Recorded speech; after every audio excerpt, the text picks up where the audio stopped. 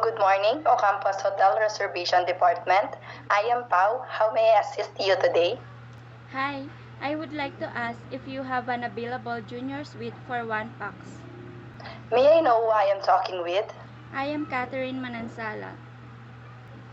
Good morning, Ma'am Catherine. May I know of your time of arrival and departure date, ma'am? We will arrive at 10 p.m. on May 12 to 16. May I know what type of room you required, ma'am? I would like to have a beautiful scenery view. Alright, ma'am. Let me check first the junior suite if it is available on that days. May I put you on a hold for a moment? Yes, sure. Thank you for waiting, ma'am. I do apologize, but our junior suite is not available on May 13. But I can recommend you to advance your booking on May 8 to 12 for you to have 5 days reservation in our hotel. That's fine. Book that for me. Okay, ma'am. May I know your complete name, ma'am? Yeah, sure. I am Catherine Ginto Manansala. I'm sorry, ma'am. Could you spell out your middle name for me? Sure. Guinto. Okay.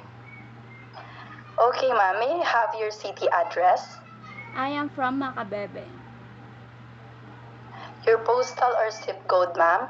2018. Okay, ma'am.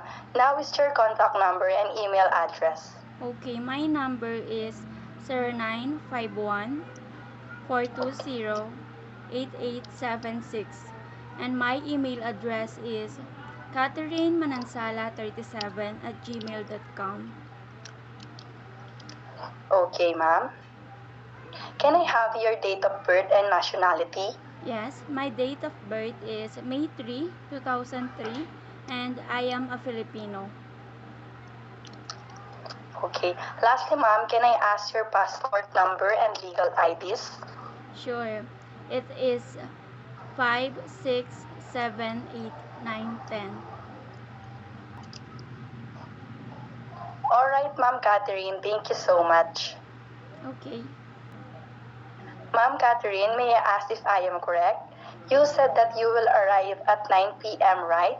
And the room is only for you, which is for 1 pax, right? Yes.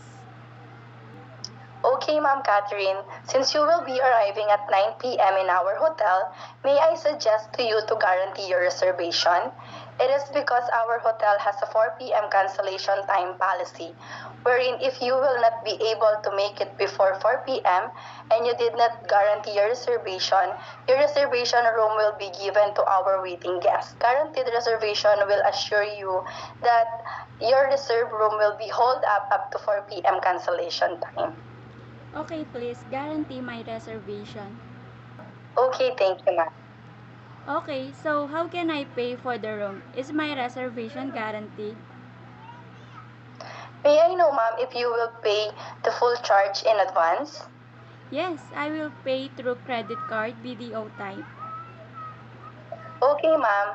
May I know your credit card's number? Yes, it's 456789123. Okay, ma'am. Your credit card is in good condition. Your reservation is guaranteed. Okay, thank you so much. May I know, ma'am, if you want a car pickup from your location? It will have an additional payment and you will be riding with one of our guests. Okay, thank you. We will go through our own cars. Alright, ma'am. May I repeat the details of your reservation details, Ma'am Catherine? You are reserved and junior suite is starting from May 8 to 12 with a beautiful scenery view for 1 pax. You will be arriving at 9 p.m. That is why you decided to guarantee your reservation using your BDO credit card with the number of 456789123. Are the details correct, Ma'am Catherine? Yes, it is. Alright, ma'am. I will now provide your confirmation number. Kindly write it down. It's 345123. We will be sending you a letter of confirmation in your email. Kindly print it out and present it in our front desk upon arrival. Thank you. Alright. Is there anything else that I can do for you, Ma'am Catherine? No, that's all.